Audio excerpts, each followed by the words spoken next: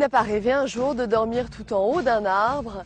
Eh bien, c'est désormais possible grâce aux cabanes perchées, des nids pour touristes en quête de nature et d'aventure. Pour ce nouveau numéro des Pieds sur Terre, nous allons prendre un peu de hauteur et vous faire découvrir ces cabanes perchées. Mais aujourd'hui, fini le bric et le broc. La cabane nouvelle est belle, chic et écolo.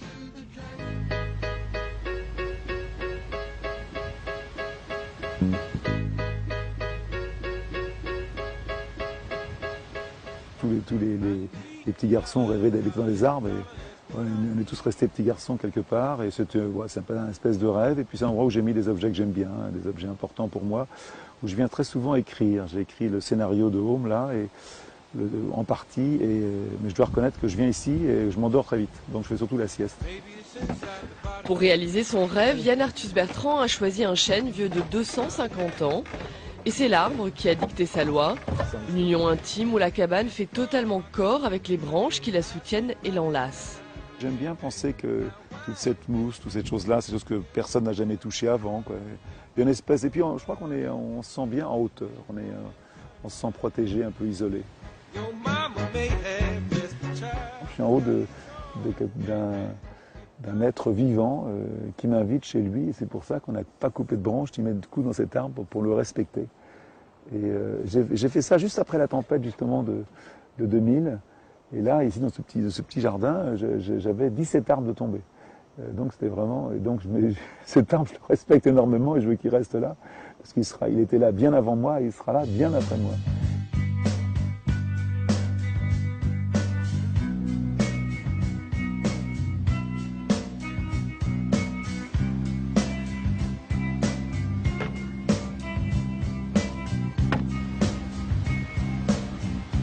Et ce refuge enchanté, c'est ici, dans cet atelier qu'il est né, sous les mains expertes d'Alain Laurence et de son équipe qui ont fait des cabanes un défi d'architecte. Oui, celle-ci, c'est la cabane de Yann. En fait, c'est la première qu'on a faite après la mienne. Quand je lui ai annoncé que je faisais des cabanes, il m'a dit « mais c'est le rêve de ma vie, tu me fais ça tout de suite ». Les contraintes techniques, c'est la force de l'arbre. Parce que nous, on coupe aucune branche, jamais. Nous, on s'arrange avec l'arbre. Vous voyez, là, il y a des branches qui sortent de partout, etc. L'arbre est préservé quoi qu'il arrive. Non seulement l'arbre est préservé, mais depuis 12 ans, on n'a jamais planté un clou dans un arbre, si petit soit-il. Et quand on fait des couronnes métalliques autour du tronc, elles sont caoutchoutées de façon très épaisse pour protéger l'arbre, absolument. Si on enlevait une cabane qu'on a faite, on ne verrait pas qu'il y a une cabane dans cet arbre. Toutes les pièces sont fabriquées ici, elles sont d'abord dessinées sur un ordinateur. Quelquefois, pour une cabane, on dessine 2 ou 3 000 pièces. C'est pour ça qu'une cabane, ça coûte cher, parce que c'est compliqué à faire quand on veut bien la faire. Et ensuite, elle est construite en bas, à l'atelier, par les garçons. Quel type de bois vous utilisez? Qu'est-ce que c'est ce bois, par exemple? Alors, on utilise un bois qui s'appelle le red cedar, pour la bonne et simple raison que le red cedar est 4 fois plus léger, en général, que les autres essences de bois. Et comme nous, on fait la course au poids, pour nous, c'est indispensable. Mais c'est un bois imputrescible, qui peut durer des dizaines et des dizaines d'années, qui ne demande aucun entretien et qui est solide. Donc il a toutes les vertus pour nous.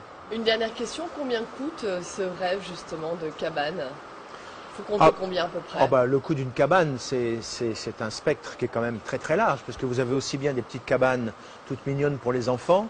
Ce qui compte beaucoup dans le prix, c'est la hauteur, bien sûr. Ce sont les aménagements, est-ce qu'elle est isolée du froid ou pas, etc. Donc les prix vont de 25 000 € jusqu'à, on vient d'en faire une aux États-Unis, là, qui a coûté 180 000 €.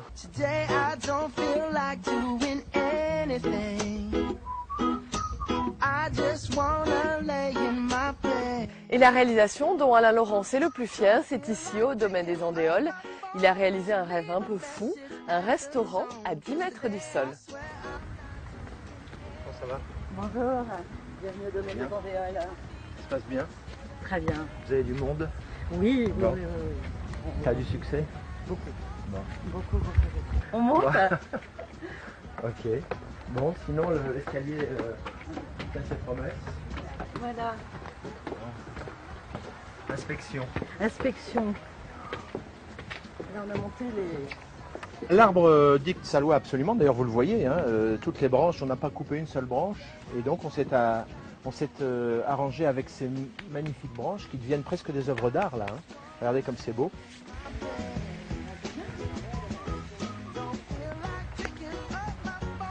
Alors la plupart de nos clients et invités sont quand même très surpris à la base. Bon, quand on arrive, c'est vrai que l'arbre est absolument majestueux.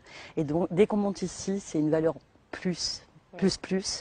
Bien évidemment, de par la structure, c'est lié évidemment à tous les rêves d'enfants qu'on peut avoir d'une cabane perchée, qu'on a eu ou pas eu d'ailleurs.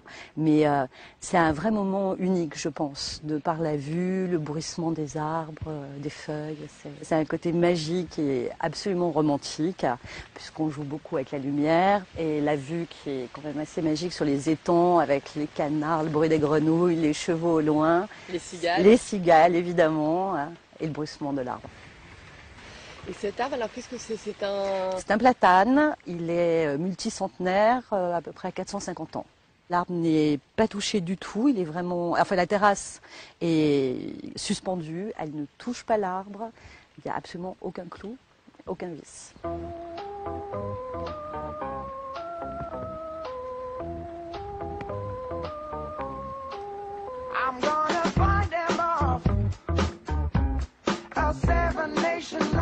Une cabane dans les arbres pour respirer la nature. Jacques en avait envie depuis longtemps. C'est un rêve d'enfant en fait. Qui n'a jamais rêvé de construire une cabane dans sa jeunesse? Moi tout gosse, mon père m'avait construit une espèce de plateforme d'observation dans un arbre au Maroc et donc j'en garde des souvenirs émerveillés. Et jusqu'au jour où j'ai eu la chance de venir ici, dans un pays où il fait bon vivre, où on est souvent dehors, en pleine nature. Et j'ai rencontré les gens de la cabane perchée qui sont... alors c'est rigolo parce qu'ils viennent à trois. Il y a un maître charpentier, il y a un spécialiste des arbres et il y a un aquarelliste. Et leur devis, c'est une simple aquarelle. Et je peux vous garantir que vous restez à rêver devant cette aquarelle pendant des longues soirées d'hiver jusqu'au jour où vous finissez par craquer, quoi. On est dans un pays où le vent est fort et ça fréquemment. Le Mistral souffle souvent à plus de 40 ou 50 nœuds. Donc là, c'est une vraie symphonie, quoi. Vous avez le sol se dérobe sous vos pieds, il y a tout qui bouge, tout qui vacille. En toute sécurité. Alors en toute sécurité, puisque la cabane est... En fait, la cabane ne touche jamais l'arbre, il n'y a ni vis, ni clous. La cabane est construite sur des pilotis, maintenus par des haubans ici, puisqu'il y a du vent. Mais c'est vrai que c'est impressionnant. Alors vous dormez que d'un œil la nuit, mais vous êtes réveillé le matin quand le vent est tombé par des écureuils qui courent sur les branches ou qui sont en train de vous observer, en train de grignoter une noix, assis sur une branche. Et Jacques a tellement aimé sa cabane qu'il a décidé d'en faire construire une seconde. On en a fait une deuxième qui a la particularité d'être sur un étang et de flotter sur l'étang. Alors elle est ancrée, mais ça n'empêche qu'elle bouge aussi avec le vent. Alors ce qui est rigolo, c'est que vu de cette plateforme d'ici, on a une vraie observation sur le lac.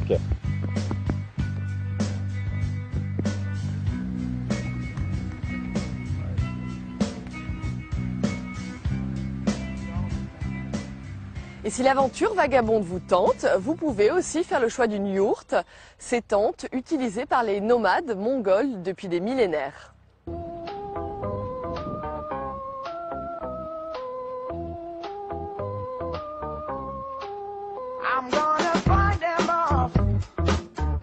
Pour leurs vacances, Gérard et Monique Laroche se sont laissés tenter. Ce soir, ils dorment dans une yourte.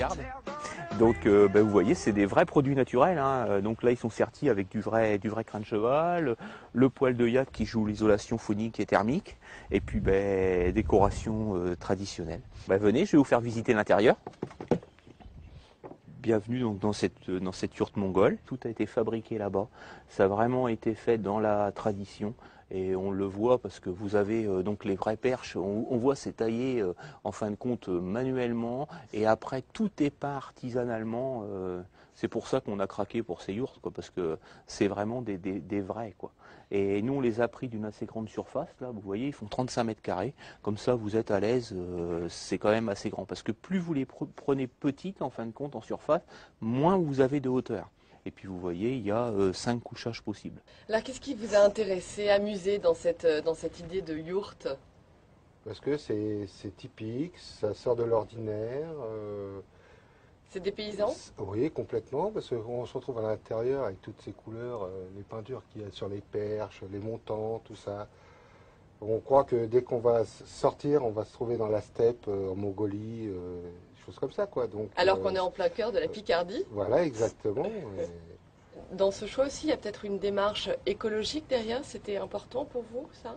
On est toujours nature, dans le sens que avant on faisait soit de la caravane ou du camping-car, et puis donc on se rapproche toujours de la nature au maximum. Donc on essaye d'en prendre soin aussi.